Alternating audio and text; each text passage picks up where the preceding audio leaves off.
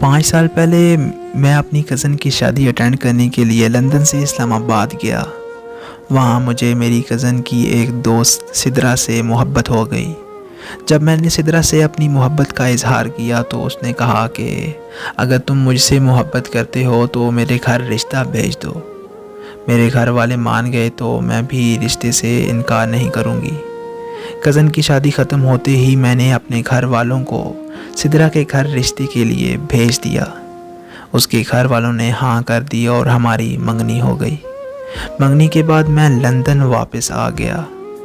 میری اور سدرا کی فون پر بات ہوتی رہتی تھی۔ وہ بھی مجھ سے بے حد محبت کرتی تھی۔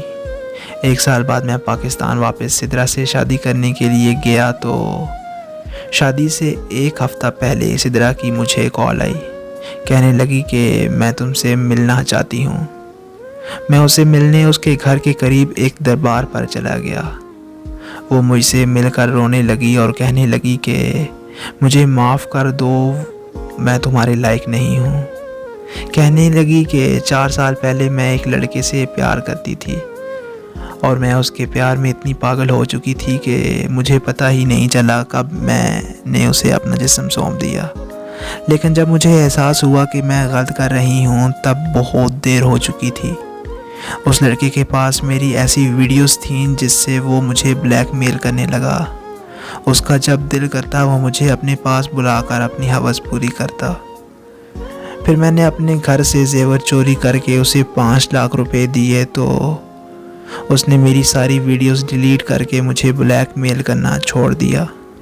لیکن آج پھر اس کی کال آئی ہے اور اس نے بتایا ہے کہ اس نے میری ویڈیوز ڈیلیٹ نہیں کی اور اب پھر وہ مجھے بلیک میل کرنے لگا ہے۔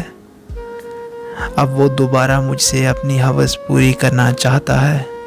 اس نے دھمکی دی ہے کہ اگر میں اس سے ملنے نہ گئی تو وہ میری ویڈیوز انٹرنیٹ پر ڈال دے گا۔ لیکن اب میں ایسا نہیں کر سکتی کیونکہ میں تمہیں دھوکہ نہیں دے سکتی۔ اب خودکشی کے علاوہ کوئی راستہ نہیں بچا، اسی لیے میں نے زہر پی لیا ہے۔ بس میں آخری دفعہ تمہیں دیکھنا چاہتی تھی اور تمہیں سچ بتانا چاہتی تھی۔ اس کی خودکشی والی بات سن کر میرے پاؤں تلے زمین نکل گئی۔ میں نے اسے جلدی سے گاڑی میں بٹھایا اور اسپتال کے لیے نکل پڑا، لیکن اس نے راستے میں ہی اپنا دم توڑ دیا۔ وہ اس دنیا سے تو چلی گئی لیکن مجھ میں آج بھی زندہ ہے۔ کاش وہ خودکشی کرنے سے پہلے ایک بار میرا فیصلہ تو سن لیتی۔ اگر سن لیتی تو آج زندہ ہوتی، کیونکہ میں اس لڑکے کو ضرور سبق سکھاتا، جیسا کہ وہ لڑکا آج جیل میں عمر قید کی سزا کاٹ رہا ہے۔ کاش وہ آج زندہ ہوتی اور دیکھتی کہ میں اس سے کتنی محبت کرتا ہوں۔